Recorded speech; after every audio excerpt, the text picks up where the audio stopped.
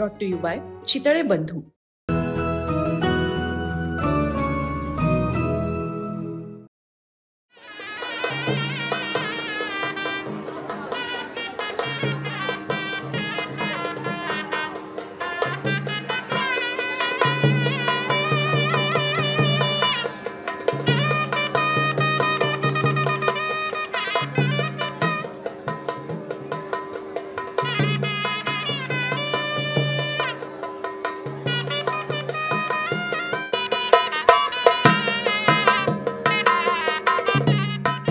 नमस्कार, मी ओमकार. मुंबई तकमध्ये तुमच्या सगळ्यांचं स्वागत. पुण्यातले महत्त्वाचे मानाचे 5 गणपती आपण वेगवेगळ्या माध्यमातून बघतो. त्या गणेशांचा नक्की इतिहास काय, वर्षानुवर्षांची सगळी परंपरा आहे, सगळे आपण समजून घेण्याचा प्रयत्न करतो.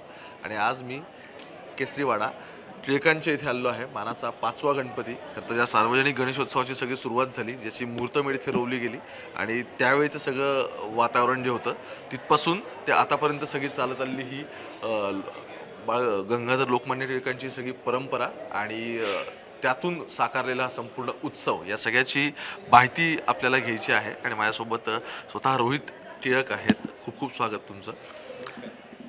सार्वजनिक गणेशोत्सवाची आपण असं म्हणू की पायोनियर, आणि इथून सगळी या सगळ्याला सुरुवात झाली.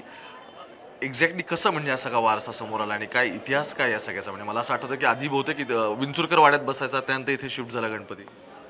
आपल्याला माहिती आहे की हा गणेश उत्सव सगळ्यांना एकत्र करण्याकरता हा चालू केला. तेव्हा स्वराज्याचं एकीकडे वातावरण पेटवायला या रिलिजियस प्लॅटफॉर्मचा वापर हा करावा लागला. एकीकडे ब्रिटिशर्सनी खूप विचित्र कायदे केले होते, ज्या वेळेला जमावबंदी वगैरे चा कायदा, ज्यामुळे लोक एकत्र नाही येऊ शकायची. वरून अनेक रूढी परंपरा होत्या, जातीवाद होता, बॅरियर्स होते, अपकास्ट लोकास्ट, अनेक लोकांना मंदिरात जाता यायचं नाही. त्यामुळे अशा वेळेला सगळ्यांनी एकत्र आणायला आणि या कायद्याच्या चौकटीत राहायला ब्रिटिशर्सच्या रिलिजियस फेस्टिवलला ते कुठेही थांबू शकणार नाही, ही मात्र लोकमान्यांचा हा विचार झाला. आणि त्यामुळे त्यांनी सर्वांना आवाहन केलं की आपल्या घरातला गणपती आपण बाहेर आणू आणि तो एक पब्लिक सेलिब्रेशन करू. हळूहळू त्या माध्यमातून पहिला ते विंचुरकर वाड्यात राहिला होते, म्हणून विंचुरकर वाड्यात तो निघायची मिरवणूक.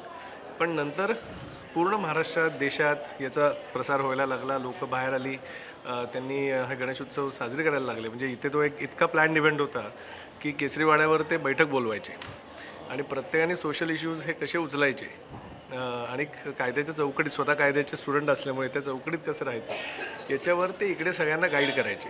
आणि मग त्या ठिकाणी जाऊन लोक सेलिब्रेट करता करता सोशल इश्यूजही उचलायचे. हळूहळू तो एक सोशल प्लॅटफॉर्म झालाच.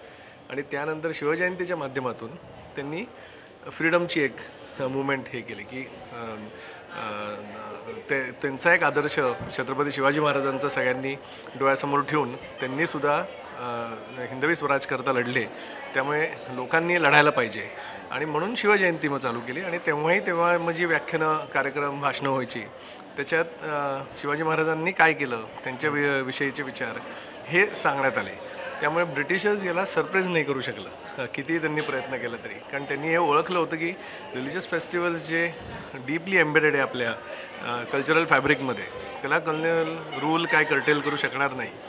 आणि अशी ती इतिहास आणि परंपरा आहे आणि ती हळूहळू मुवमेंट झाली. म्हणजे आज आपण बघतो तर त्यांनी उत्सव चालू करण्यामागचं कारण तेव्हा तर फ्रीडम होतं, पण ती हळू टुवर्ड्स डेव्हलपमेंट घेऊन गेले. 4-fold प्रोग्राम दिला जेव्हा सगळेजण एकत्र आले करोडोच्या संख्येने. तेव्हा स्वराज, स्वदेशी, बहिष्कार, राष्ट्रीय शिक्षण. त्यात स्वराज माहिती आहे, पण बहिष्कार, स्वदेशी आणि राष्ट्रीय शिक्षण म्हणजे फक्त डेव्हलपमेंट होतं, आपली इंडस्ट्री वाढावी. राष्ट्रीय शिक्षण म्हणजे आपल्या इंडस्ट्रीला वाढायला लागणारं शिक्षण घ्या, हे आव्हान होतं. होम रूल लीग चळवळ त्यांनी चालू केली. आणि आता आपण ते बघतोय की तोच जो विचार लोकमान्यांचा होता, सगळ्यांनी एकत्र राहण्याचा, कारण एकत्र म्हणजे आपली शक्ती आहे, तो आपण आज बघतोय की सर्व या उत्सवाच्या माध्यमातून तो केला जातो. आणि अजून एक चांगला बदल त्याच्यात झाला आहे की फक्त 10 दिवस नाही, पण वर्षभर मंडळं हे काम करत असतात, सामाजिक कार्य करत असतात. कोविडच्या वेळेला बघितलं तर एक पॅरलल गव्हर्नमेंटसारखी मंडळाची सगळी लोक रस्त्यावर आली, स्वतःच्या जीवाची न पर्वा करता. फूड वाटलं, मेडिसिन्स वाटले. म्हणजे आताही मला विचारायचं की इकडे आता हा हेल्थ चेकअपचा तुम्ही कॅम्प लावला आहे. हा एक फिजिओथेरपीचा फ्री हेल्थ चेकअप कॅम्प लावला आहे. कारण काय होतं, आपण आधीचं जरा काय दुखलं लागलं की आपण लगेच औषध घ्यायचो. फिजिओथेरपी एक असं नवीन एक प्रोग्रॅम निघालेला आहे. अगदी नवीन नाही आहे, पण त्यातल्या त्यात नवीन म्हणता येईल, की ज्याच्यात औषध न घेता काही एक्सरसाइज आणि मसाज एक्सरसाइज काही ते प्रोग्रॅम्स येतात. त्या याने तुमचं गोळी न घेता तुम्ही बरे होऊ शकता. आणि त्याचा अवेअरनेस क्रिएट करायला आम्ही हा एक मोफत कॅम्प इकडे लावला आहे. कारण हे पूर्ण 10 दिवस आता नाही, हा 3 दिवस आहे, काल आज आणि उद्या. कारण लोकमान्य अभिप्रेत असलेला गणेश उत्सवच हा नंतर की सगळ्यांनी तुम्ही एकत्र या, एकमेकांना मदत करा. आणि आत्ता आपण तेच बघतो की एकमेकांना मदत केली की तीच आपली शक्ती झाली. खूप खूप धन्यवाद तुमचे. खरं तर तुम्ही ही गणेशाची माझ्या माहितीनुसार ही मूर्ती दरवर्षी विसर्जित केली जाते. ओके. आणि मग चांदीची जी मूर्ती ती कधी बनवण्यात आली? कायम स्वरूपी आहे ती 2009ला बनवली. कारण अनेक लोकांचं म्हणणं होतं की यांनी चालू केलं पण केसरीवाड्यात एक कायमस्वरूपी मूर्ती नव्हती.